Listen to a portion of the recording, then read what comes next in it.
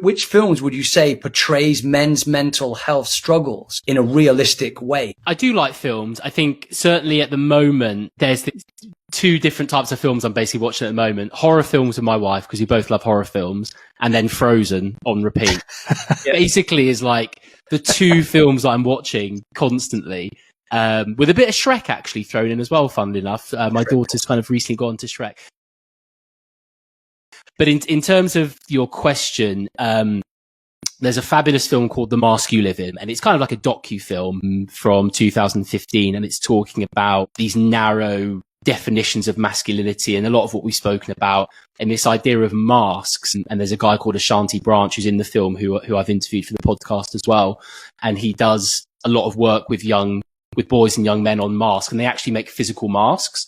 And the idea of the masks is that you write on the outside what you want people to see you as. So strong, brave, funny, whatever it might be. And on the inside the mask, you write how you really feel. So insecure, scared, worried, whatever it is.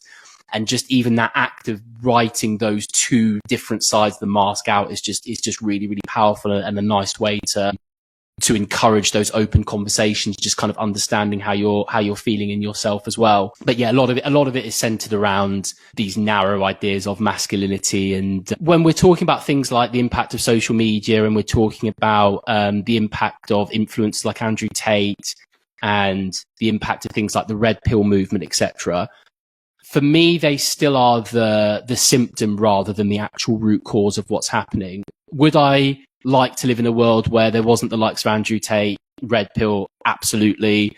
If my children were a certain age and using social media, would I want to be limiting their use? Absolutely. I think what's happening in Australia at the moment is fantastic. I don't know how much kind of research there is around it in terms of the impact of limiting the age to 16, I think it is. But that's what's happening in Australia. They've limited. Yes, they're limiting social media. Children using social media. Yeah, exactly.